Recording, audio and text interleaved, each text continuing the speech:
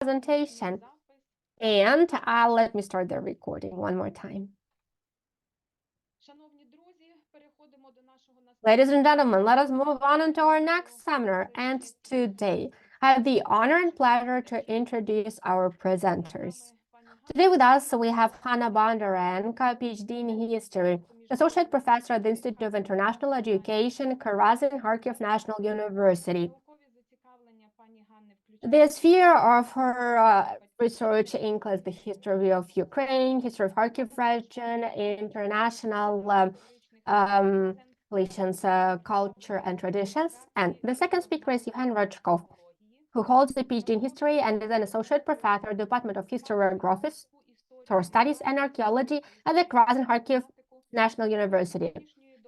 And the topic of their today's presentation is related to reinventing the approach to cultural heritage in Ukraine during the Russia-Ukraine war. They are from our first cohort, and it is a pleasure that they have joined us yet again as speakers. So the floor is yours. Thank you so much, Svetlana. It is also a pleasure for us to join you today. And thank you so much for this opportunity to once again make a presentation, but of course we wanted to slightly broaden the focus of our attention and share the results of our latest research. I will try starting my presentation. I'm sharing my screen now. Can you see my presentation? Can you see my screen? And can you see my slides changing? No, it is not full screen yet. Okay.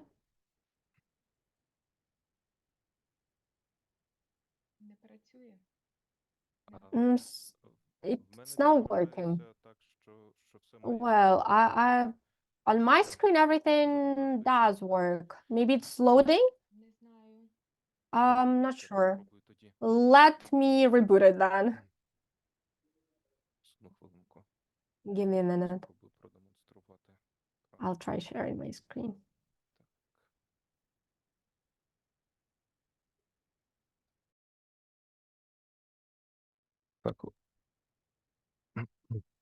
How about now? Now we can see it full screen. And you should see my slides changing. Is that okay? Yes. Thank you, and sorry. Sorry for this small technical glitch. Once again, good afternoon, everyone. And first and foremost, I would like to express the gratitude on behalf of myself and my colleague Hanna Bondarenko to the program of Non-Residential Scholarship of Indiana University for the opportunity to present the results of our research during the war and present it at today's seminar. Today, I will be presented together with my peer, Hanna Bondarenko, and we'll be talking about challenges in preserving and rethinking Ukraine's cultural heritage during the Russo-Ukrainian War, an expert perspective. And first and foremost, I would like to say sorry for a lot of text that you will see on the slides. The specificity of the topic picked for the research required such an approach. As you know, starting in 2014, Russian military aggression against Ukraine has resulted in lots of damage to various cultural heritage in Ukraine.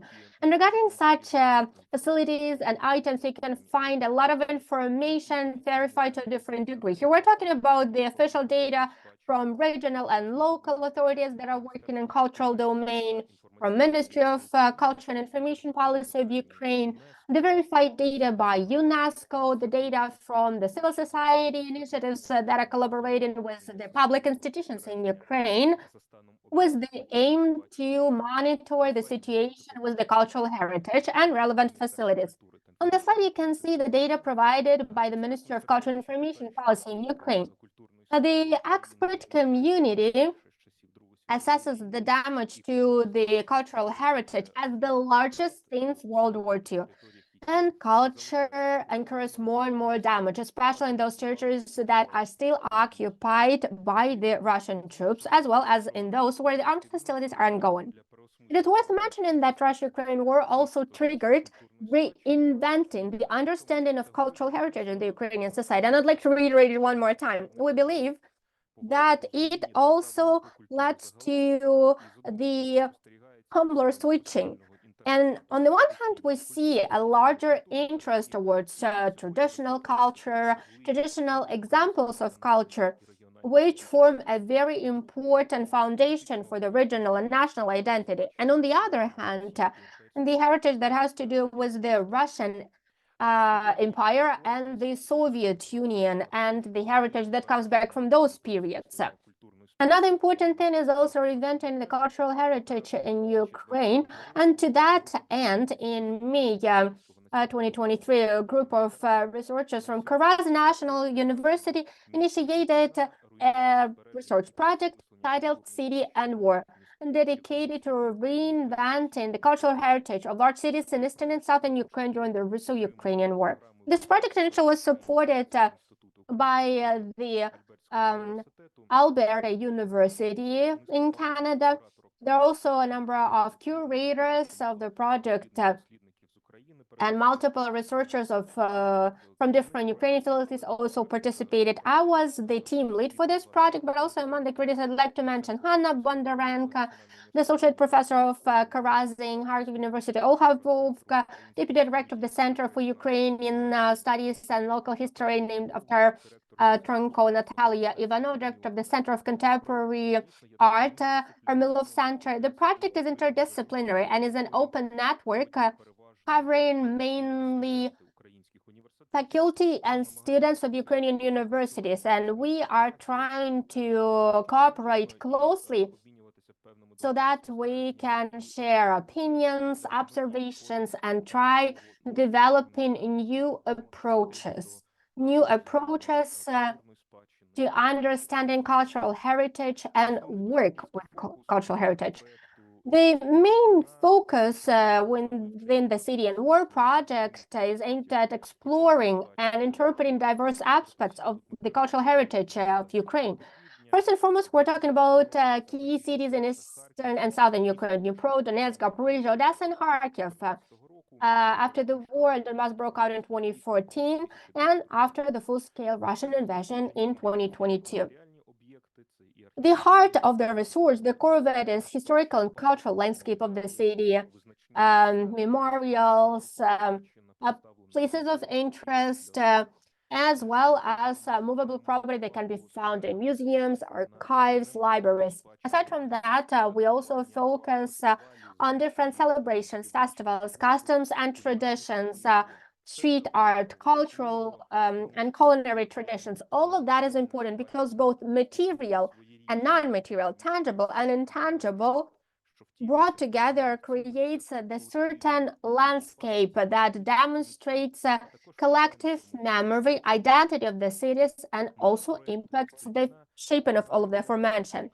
The goal of the City and War project is aimed at documenting the opinion of Ukrainian experts regarding the cultural heritage in Ukraine in the context of the Russo-Ukrainian War. We have collected 35 semi-structured in-depth interviews with Ukrainian experts while talking to them, which resulted in over 29 hours of recordings and more than 580 pages of transcribed interviews. 28 interviews have already been published on the project's website and YouTube channel of the project. Of course, they are published with the consent of the interviewees. Some of them are published in a full version or a shorter one, either due to the technical issues or when the interviewer asks for that. In case the shorter version is published, there is a disclaimer mentioning that the average duration of published interviews is around 49 minutes. Among the published interviews, there are the ones that also can last 18 minutes and some that are even more than 90 minutes. Communication with the experts is happening on Zoom. The interview can be divided into 3 groups. The ones that were recorded in 2022, when we recorded 11 interviews, in 2023, 15 interviews, and this year, 2024, we have already recorded 9 such interviews. The respondents live and work in various cities of Ukraine, not only the ones that I have mentioned earlier on. You can take a look at the map that is on the slide, which cities they represent. The number of the experts that we talked to and that we talked to who are females is twice the number of the males. We picked people carefully. First and foremost, our team wants to talk to the experts who are working with various kinds of cultural heritage, tangible and intangible, movable and immovable, and the curators received only there were only a few occasions when the experts refused to be interviewed. Mostly, experts are welcoming our conversations, our interviews. They understand that they want to discuss about the relevant context and relevant challenges of preserving cultural heritage during the war in Ukraine. There is a number of formats that we're working with, such as videos, podcasts, and text. For example, speaking about the videos, we have published 17 interviews. You can see the list. This is not an exhaustive list of all the people that we talked to. But for example, the person from Khrushchevsky Odessa Original Universal Scientific Library.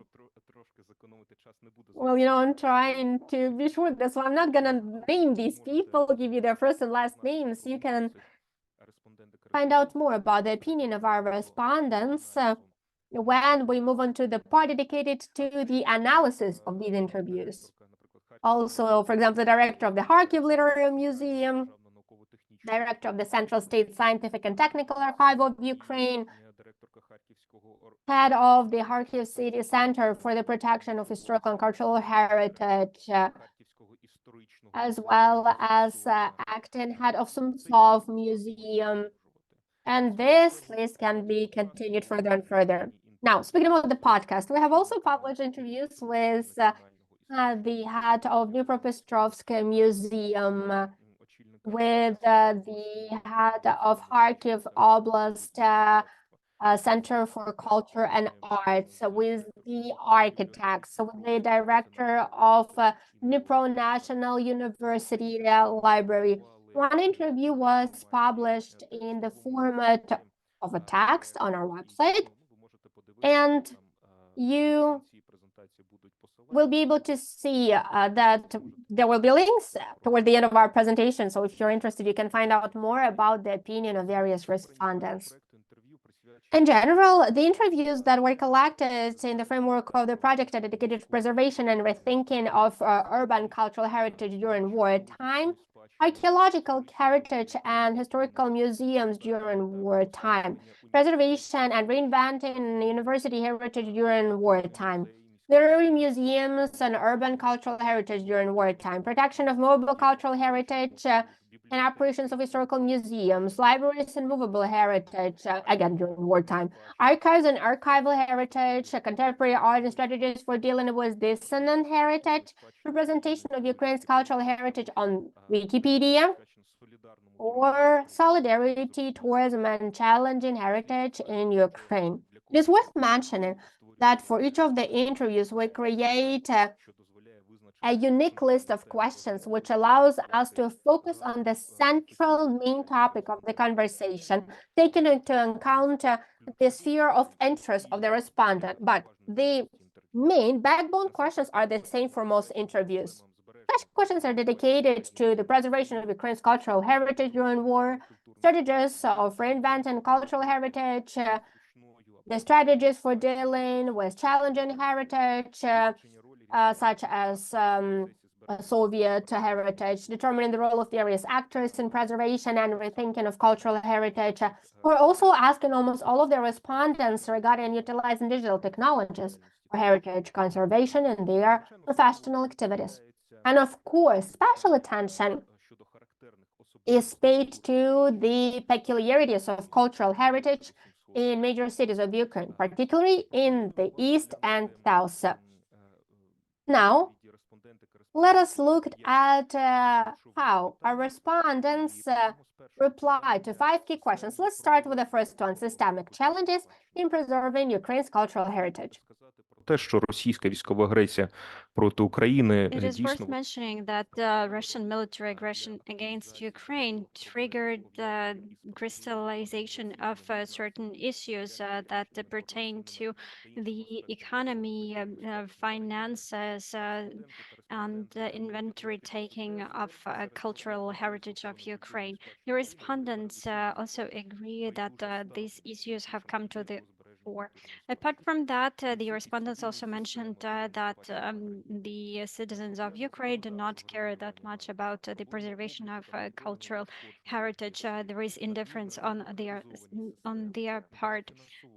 Another issue that was mentioned was the lack of a unified system for preservation of cultural heritage. The issues with the legal framework, the challenges in the stock taking and monitoring of damaged sites and elements, red tape in the system, lack of financing, the issues with the personnel, and the lack of proper supplies. Apart from that, there is the issue with the government and the lack of proper attention being paid on the side of government to the preservation of cultural heritage.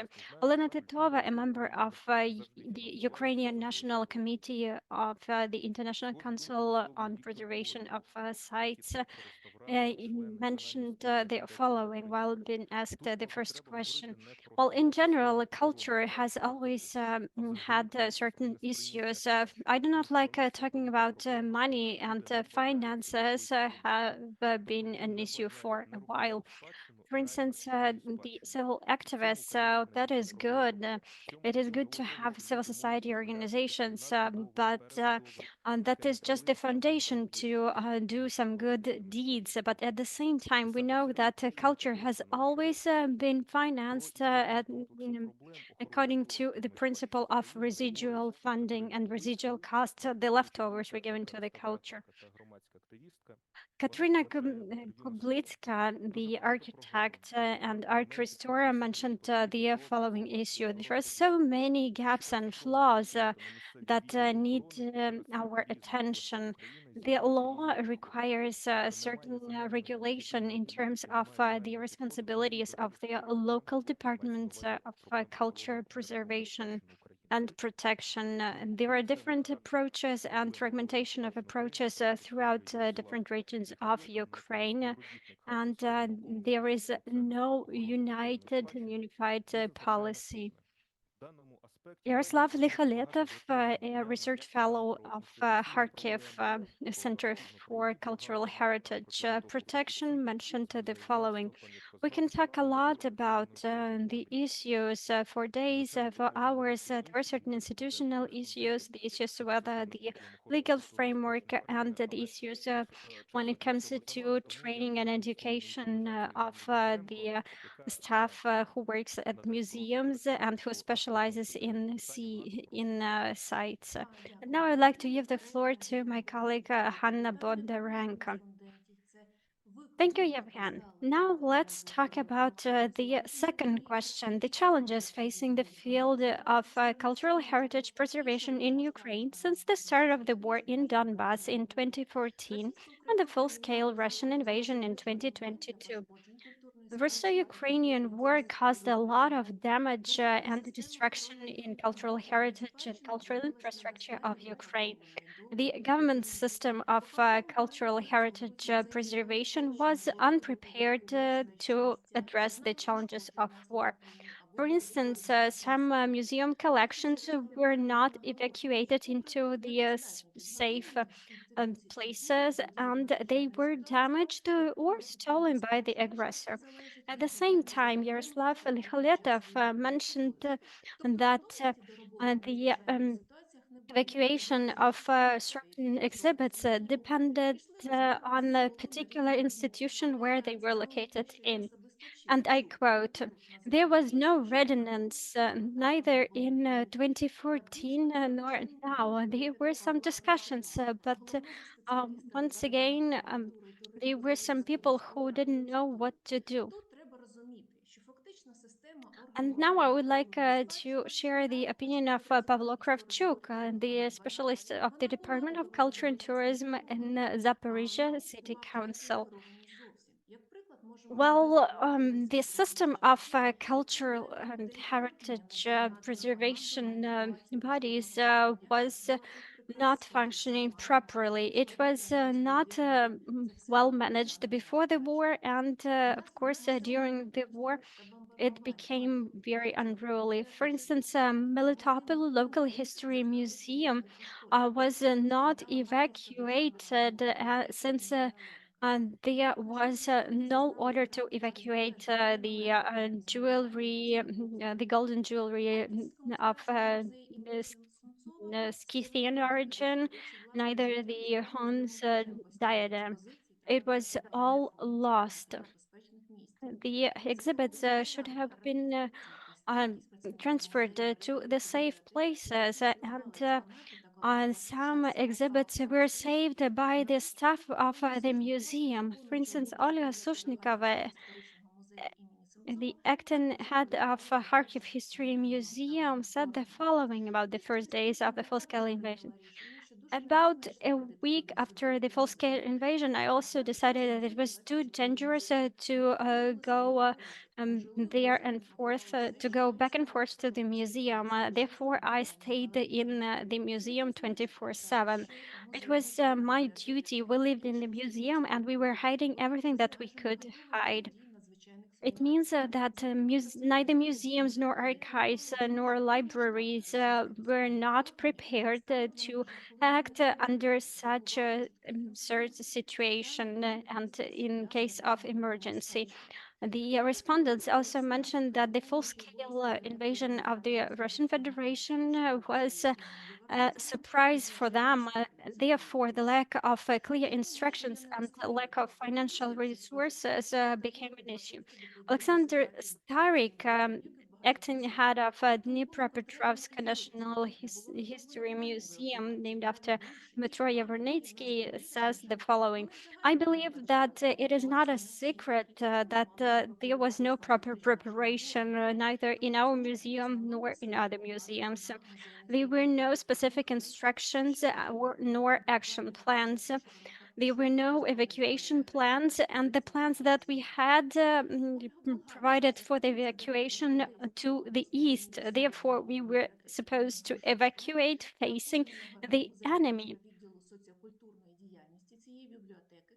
Olga Bulgakova, the deputy head of the library, and Olga Nahornyuk, head of the Department of Socio-Cultural Activity of this library, describe the beginning of the full-scale invasion in the following way. We were at a loss. We had no idea what to do. We went to the library and we were just looking at each other. We had no idea what to do. At the end of the day, an order was passed to us. We had to leave the premises since there was a strategic object located in the same building. Documenting of crimes committed by the Russian army and illegal deeds committed by the occupation authorities have to be proper registered. But in order to have the proper stock taking of destroyed, damaged, or lost cultural sites or elements, it takes a lot of effort. In Ukraine, and there is a registry of cultural heritage elements, but there is no specific list and there is no specific number of cultural heritage elements in it. For instance, Olena Titova says that she doesn't know what is the exact number of the elements on the list in that registry. Another question that we asked pertained to the strategy of preservation cultural heritage during wartime. Since there were massive artillery shellings and bombardments of some cities and some monuments and historic sites in the cities of Ukraine, including Zaporizhia, Kiev, Lviv, Odessa, and Kharkiv. Certain protection constructions were used. For instance, Andrei Rychilov, the head of Ukrainian Heraldic Society, says that some measures were taken to protect the cultural heritage sites. And I quote, "The square market in Lviv has a fountain, and there are some sculptures in that fountain. They are protected now. They are covered. They are covered properly, which will protect them from damage in case of shelling." Some experts underscore the importance of the protection of cultural heritage. And on the other hand, they say that some measures are insufficient or are not highly reliable. For instance, Viktor Dvornikov is rather critical of the protection of immovable cultural heritage sites. And I quote, "Unfortunately, I believe that these measures are ineffective. We see that in Kharkiv, some sculptures are protected, but maybe the way that Shevchenko monument is protected, it is a good attempt, but it will not protect from direct impact, only from the residues." And I know that in the main square, there is the protection of the sculptures. Well, I believe that it is not that efficient and effective. I believe that the active protection is important, meaning the protection by the military means. One more important issue is the lack of a clear explanation of what to do with the destroyed or damaged cultural heritage sites. Katrina Kubitska mentioned the following. We have the war ongoing in Ukraine since 2014.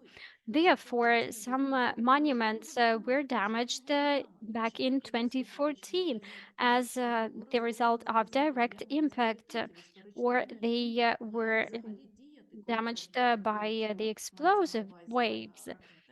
At the same time, there is no document, not a single regulation, neither an order on how to act in such cases, how to protect the historic sites, and how to protect the monuments. So, and what do we do in case of damage?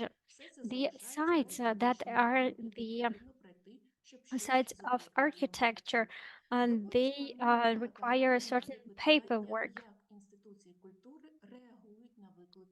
Another important issue to consider is the response from the cultural institutions to the challenges of war.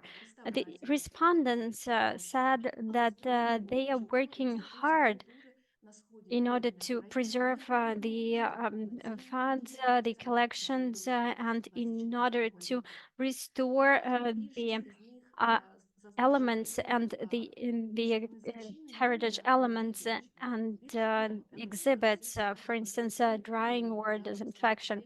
And on the other hand, some cultural institutions in the south and in the east of Ukraine were not able to resume their activities as they suspended the activities after the 24th of February 2024. Most collections are closed for the visitors. Some museums had to be relocated, and some of personnel and some of staff actually moved to other regions. They keep on working remotely. and some former employees of the museums are unemployed and are working on minimum wages. Now, let's discuss the question of rethinking of cultural heritage and decolonizing memory in Ukraine.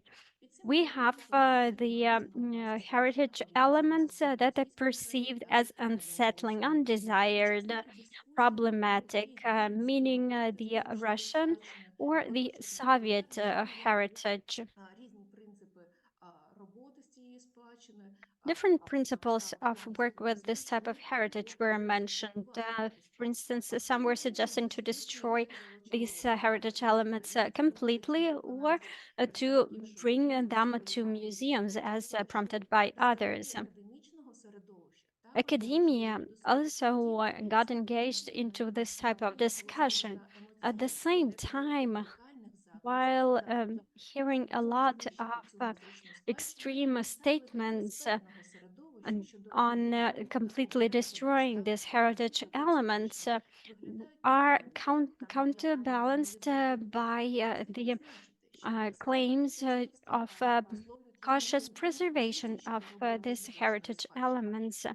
At the same time, these opinions of unsettling heritage elements preservation are not articulated that loudly. Yaroslav Likhaleta, for instance, said the following: taking into consideration the war and the cruelty of war, we have to act in a more aggressive way. We have to be more cruel as well. We have to act now, but we have to act within the legal framework. Anastasia Bondarenko, professor from Kharkiv National Karazin University, mentioned the following: we need to polarize the term unsettling heritage. Not only experts should understand that heritage is always desired or welcomed. No, sometimes some culture heritage elements are unsettling.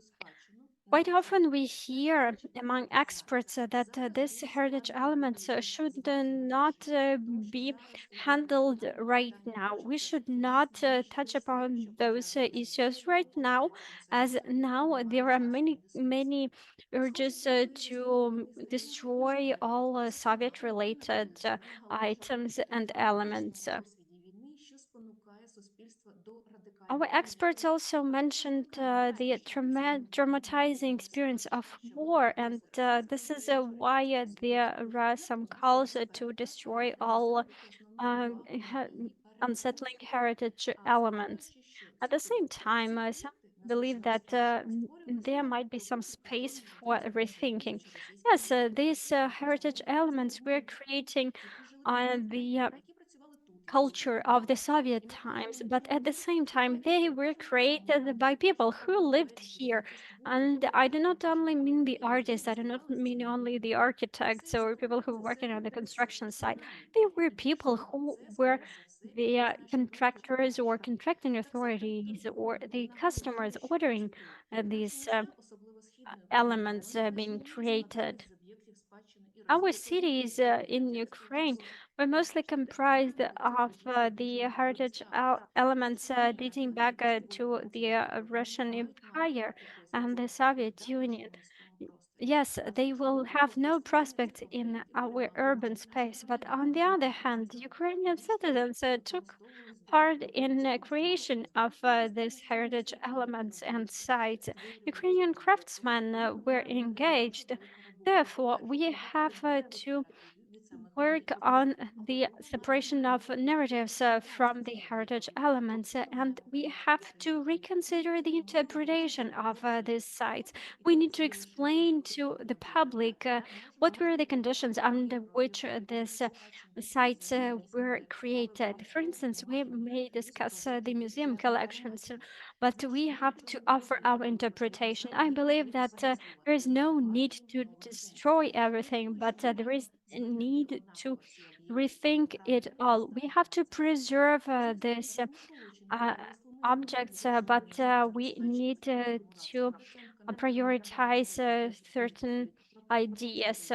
This is the idea of Svetlana Muravska. She is suggesting to talk about the heritage as an element. We should not talk about the unsettling heritage in the whole, but we should talk about its elements and some cases. Of course, some recommendations could be made, but it requires scientific discussions. Саме має визначати стратегію When роботи з asked who is the one who should define the strategy for Khmer's cultural heritage, the central authorities or the local ones, the respondents provided different answers. Some experts think that it is important to take into account the interests of different groups of actors. For example, Oksana Dovgopolova from Mechnikov National University is convinced that the final decision should be made in some form of public cooperation. And here the professional community should be engaged as they can provide a good justified opinion. Some respondents are also mentioned that it is important to overcome the consequences of the totalitarian regime, and it should be developed together by the Ministry of Culture and the University Institute of National Memory. For example, Anatoly Parfenenko from Karazin Kharkiv National University said that in these recommendations, first and foremost, if the monuments have artistic and historical value, then it is recommended to present them integrally in museums with appropriate explanation, i.e., turning them into a part of museums and expositions. In his opinion, the museums and archives are supposed to study and use this kind of heritage, among other, for the exhibitions dedicated to the totalitarian past. The respondents representing museums and libraries are also suggesting their take on cultural heritage, while encouraging to strike a balance. For example, Alexander Starik mentioned the following. In principle, we cannot simply erase some part of our history because this is something that Soviets used to do. This is the method that was actively used by the totalitarian states. Therefore, we must tell about it. But we have to provide a context, set the background, and this is the mission of our museums, of our cultural institutions. The legislation allows us to show these stages of our history. But again, we, as museum representatives, have to shape the correct worldview and correct understanding of these historical processes. Natalia Petrenko from Kharkiv State Scientific Library has mentioned that it is necessary to partially turn library into museums for future research. And I'm confident that during the aggression of the Russian Federation against Ukraine, updating libraries is necessary, but at the same time, we need to do it step by step, taking into account the type of the library, applying tailor-made approach.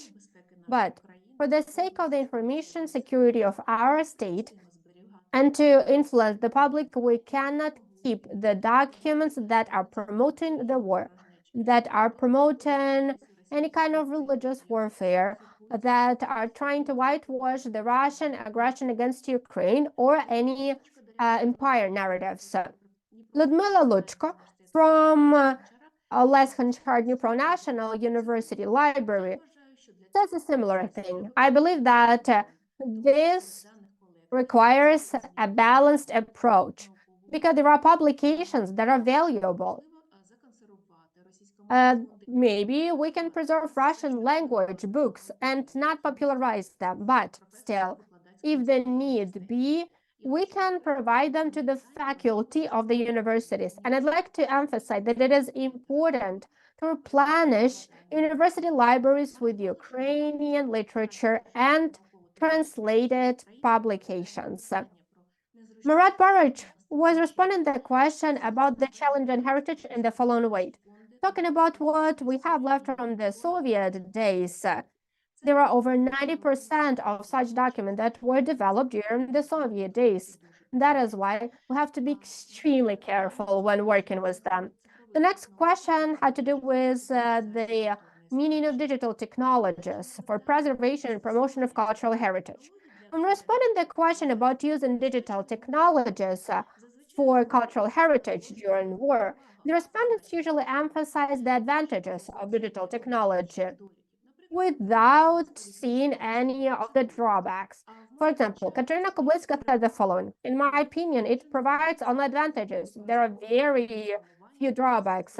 Now we're utilizing 3D scanning for the items that were affected by the military aggression. This allows to quickly measure certain item, document it, and then use the digital version.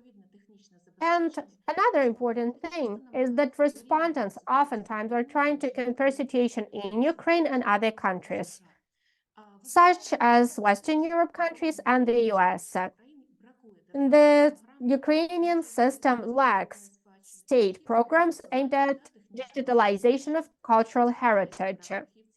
We also see that there is a lack of human resources dedicated to creating digital data banks for cultural heritage of Ukraine. Last but not the least, it is worth mentioning that the interviews collected in the framework of Syrian war are an important material that allows to understand the pre-war context, modern context, as well as future prospects for reinventing the cultural heritage.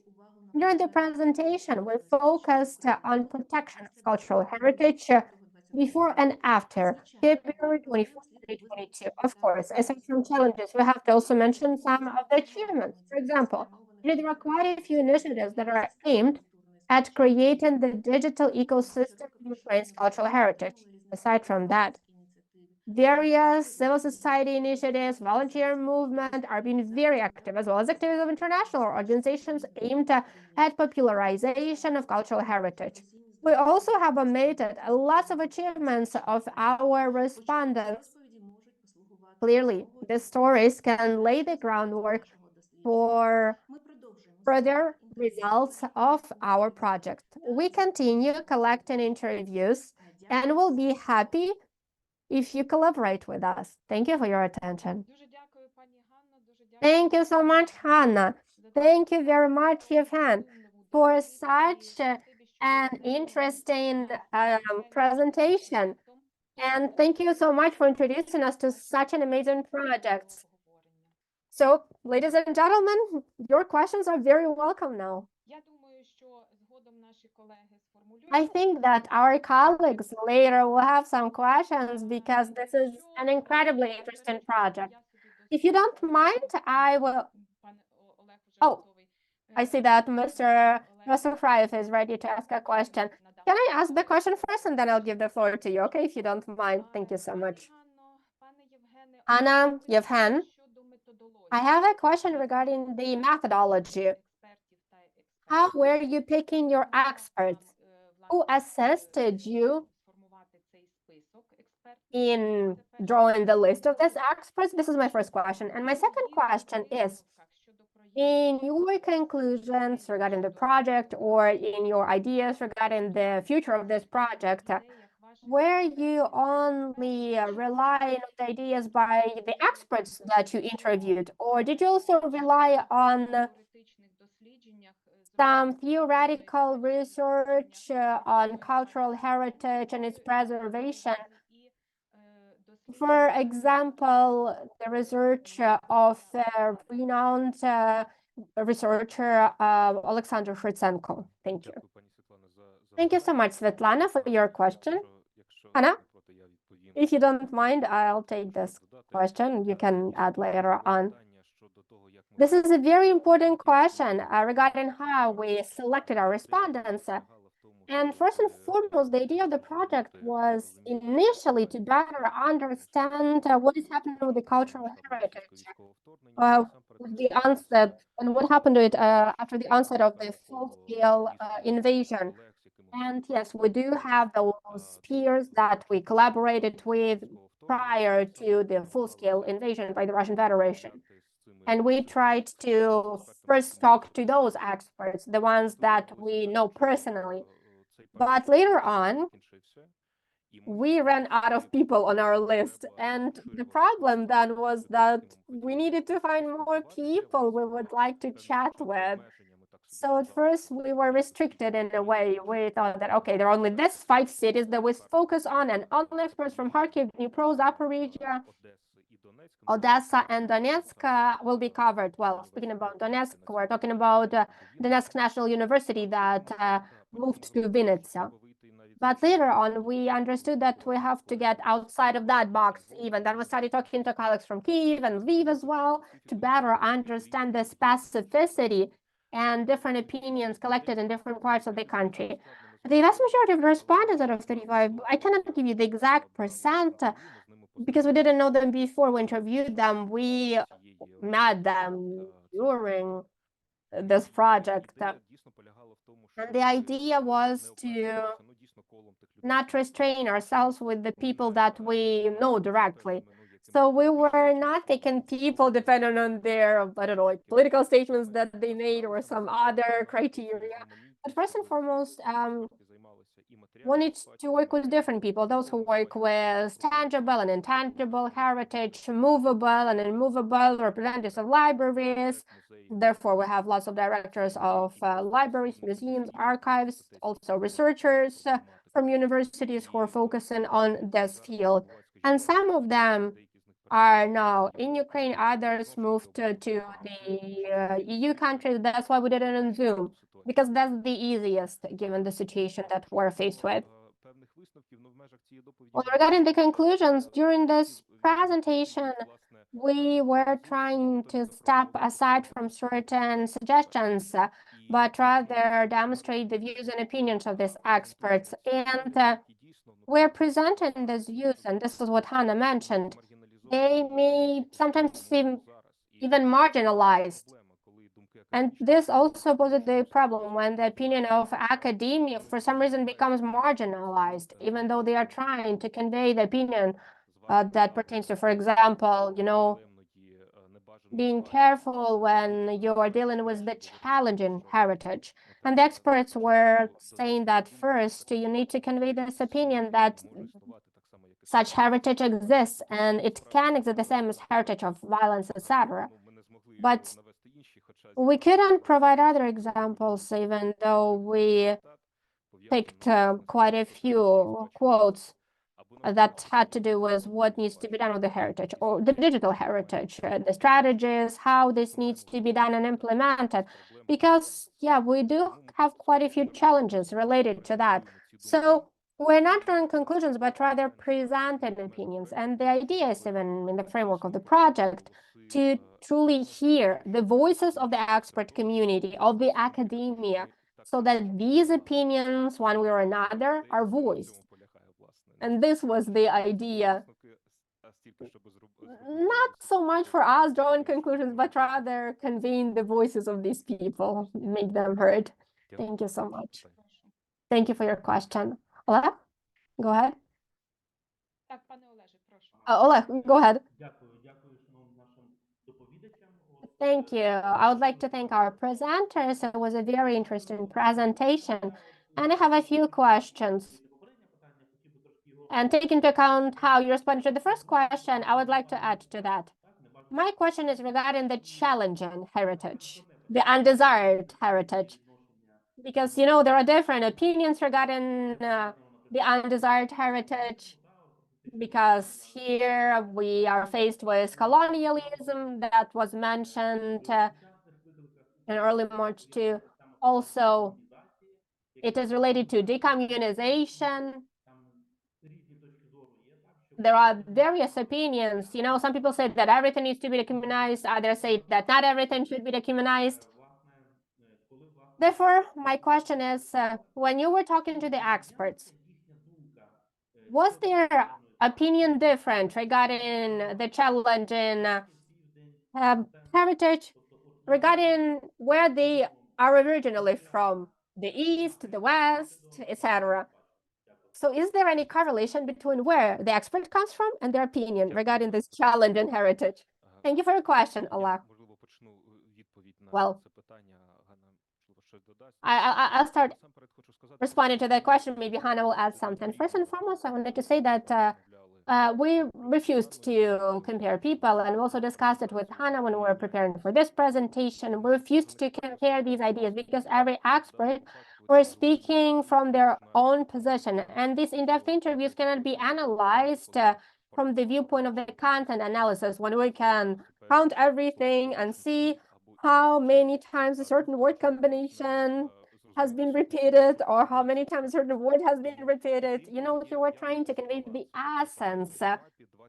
And we showed that there were 23 interviews from Kharkiv, and we had way less from other cities. So it's hard to compare, therefore.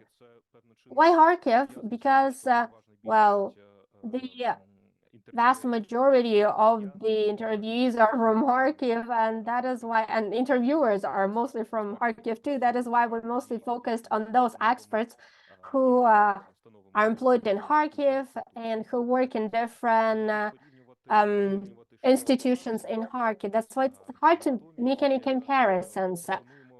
But we suggest you listen to the opinions, because they are honestly very, very diverse. None of the experts, because you mentioned decommunization, Russification, desovietization, none of them said that it's not important, this should not be done. No, all of them confirmed that it needs to be done. But we suggested all the experts to, for example, choose between, we asked them, can you choose, maybe it needs to be destroyed or preserved in a certain way, like the list with certain options of what can be done with that. And when you ask them this question, should it be destroyed or should be preserved in a museum, the majority actually said that it should be preserved in the museum rather than destroyed. But again, this destroyed option, you can get an impression that if we're not destroying it, it means that we're leaving it in the public context. But no, that's not the truth, because they are talking about different kinds of heritage, because the architects usually are talking about the architecture or about the real estate. And, it can cover both monuments as well as buildings. Let me give an example. Yevhen, an architect from Kharkiv, a well-known researcher of modernism, she says that when she was responding to that question, she said more or less something along the lines of, I want to separate architecture from the monumental art. The monumental art should be fully removed. Soviet and Russian Empire monument should be removed. But I am against the same principle being applied to architecture. When it comes to architecture, a different principle is needed, because this is a different kind of heritage. For example, the facades of the buildings, fully destroying some buildings, for example. Again, coming back to the discussion about the building of the Kharkiv Oblast administration, the Soviet neoclassicism, some are calling it Stalin's empire, and some are asking, shall we destroy it? Because on March 1, 2022, it was almost completely destroyed as a result of Russian aggression. Or shall we keep it? And shall we rebuild it in the same architecture style? And again, this was a discussion. We also asked about that. So, it depends on what kind of heritage the experts are covering. Or the directors of the libraries, when responding to the question about the library heritage, oftentimes say that the books should not be destroyed, but there should be a special section so that researchers can go there, or if it is some kind of scientific literature. For example, there is a lot of such books in the Pro University. This technical literature should not be destroyed physically, but only researchers should have access to that. Physicists or chemists should have access to this kind of book. So this is the opinion of those experts. But, they're not radical, they're not extreme. That's what I wanted to highlight in our presentation. Because, the radical or the extreme opinion would be destroying it physically as a certain carrier of this heritage, destroying a monument or making something else out of this monument. So yeah, that's what I wanted to emphasize, basically, that actually all the experts, they all support Russification, decolonization, desovietization is very important. All of them have highlighted that. Thank you so much, Yevhen. Oh, Sarah, go ahead. Hanna, Yevhen, thank you so much for this wonderful presentation. I know we all really learned a lot. I think it's fantastic that you are coalescing Ukrainian expertise to address these issues. And I have two questions related to that. First, what do you see as the prospects that your research here can contribute to a national strategy for cultural heritage protection? And second, now that you've coalesced this expertise, you've done these interviews, you've been analyzing the interviews, what can the global community learn from Ukrainian expertise about cultural heritage preservation during this moment? Thank you so much.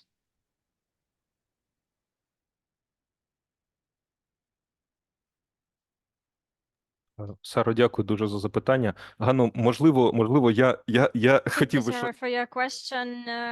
Hanna, I do have a couple of comments, but I don't know, maybe I should give you the first floor. Well, you've been responding to all the questions very good so far, so please go ahead. Well, if I don't mind, I will start responding to that question. Sarah, thank you very much for bringing up these questions. Yes, we are thinking on how to proceed with these expert opinions. What do we do about them now? The matter is that when we discuss these processes, they are rather complicated.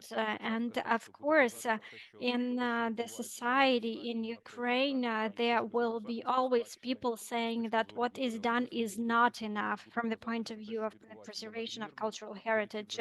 And some would say that you went too far, or some would say that you're not doing enough. I believe that we are here the representatives of this fourth group of people who are interested in channeling the efforts into the right direction. And yes, the biggest question here is whether the voices of the expert community would be heard. And I doubt that. Well, in general, it is related to the fact that academia in Ukraine, unfortunately, is a bit cautious about their opinions, and they speak up, but it has no impact in the government strategy. It doesn't have any reflection in the government agency policies. Unfortunately, when we are talking about some expert councils within the government agencies, these experts are not part of these commissions, and only a few architects, restorers are invited. Well, for now, I do not have the response to this question. We need to encourage these people to speak up, to be more insisting when they voice their concerns so that they could be heard. But at this point in time, I'm not sure whether there is interest among the public to hear such opinions. Well, as of now, it looks like, well, expert opinions are strange and they are not very popular, and not so many people listen to these opinions. And that is the biggest issue, as quite often the expert community does not look as much in authority as those who are just activists and being very vocal. Sometimes it is explained by the fact that there is the war ongoing in the country, and we see that during the time of war, some issues related to the cultural heritage become more emotionally charged and come to the fore. Therefore, dismantling some monuments become of utmost importance, and these actions have certain interest from the public. For instance, when the monument is dismantled in Kiev. But for instance, now we're talking about an arch in Kiev. There are some political debates about it, and usually such actions are politically charged due to the high number of political players in the picture. And academia, as far as my opinion is concerned, well, it doesn't have enough opportunities to be heard. We would like to collect interviews, and I believe that we will be able to extend the pool of interviews. Hopefully, we will hold roundtables, and we are planning to do that. But at this point in time, we do not understand whether we will be able to get all these people in one place in order to hold some roundtable discussion and maybe work on certain recommendations. Well, at least we have plans to do that, but I'm not sure whether we will succeed or not. Thank you for your question. Thank you, Yevhen. Nadia, go ahead. Just a quick comment. I want to say that that expert commission that recommended to demolish the Arch of Friendship in Kiev is comprised of people who are different from the experts that you mentioned. Well, I do not say that they are not experts. I just want to say that they have different views on the cultural heritage elements and what to do about them. Of course, we have to take into consideration different views, and yes, we have to be cautious and very thoughtful when we voice our opinions. Thank you, Nadia. I have no doubts about the expertise of those people who are the members of the above-mentioned commissions. My argument was about something different. We see that there are some expert councils that are working on intangible heritage. And a number of experts in these councils is lower than the number of regions in Ukraine. It means that some regions are not represented. And you know, I'm not a stakeholder when it comes to reforming the expert councils. No, I just want to express my opinion here. I believe that it is of utmost importance to invite more experts into the discussion. Since there are experts, and when I'm talking about the expert community, I mean academia, those people who are working firsthand with these issues. As originally, there are people who are working at the centers of cultural heritage preservation. We had to face the challenge of cooperation with these centers, as they are not well represented even in media. Well, it is not very clear how they operate. And those people who are working on these centers, they are engaged in the process of preservation of cultural heritage, but at the same time, they are working, they are doing paperwork just like that, and that is the only function. Therefore, I have some doubts whether they have a real say in the policy making when it comes to cultural heritage. And it turned out that, yes, they have a certain impact, but that impact is not that high. And that impact is local. That is why we wanted to bring up these issues that are of systemic nature. Quite often, those people who work in the sphere of cultural heritage preservation in Ukraine, they are doing that just as their vocation. They feel that it needs to be done, as there is no money to it. It is just a passion of theirs. And we have to decide whether we will turn the blind eye to the issues that these people are working on, or whether we will help them when it comes to preservation. And in my opinion, it is all about priority setting. What is of higher significance? What is of lower priority? We need to set the list of the issues of highest priority. Those people who are working with the culture heritage, if they are unheard Why do we need them at all? Quite often we do not understand what they are doing in general, what their work duties are. They have no impact and they have no influence. Should that be the case? Well, no, I don't think so.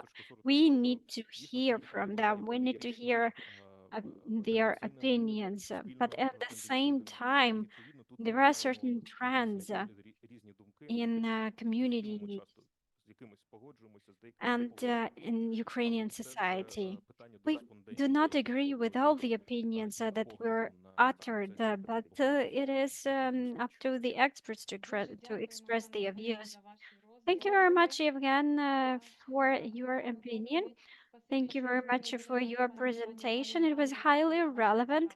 Thank you, Yevhen and Hanna, for shedding light on these important issues. And we will wish you all the best of luck in your endeavors. Dear colleagues, unfortunately, we have to wind up with our today's seminar. Once again, I would like to thank you for our fruitful discussion. And I would like to thank our interpreters, Yana and Anastasia, for their hard work. And we'll meet you all on Thursday to hear Ludmila Fedoryak and Alexei Aleksiuk with their presentations. Those presentations will be in the English language. Have a good and quiet evening. Glory to Ukraine. Слава, до побачення. Glory to heroes. Goodbye.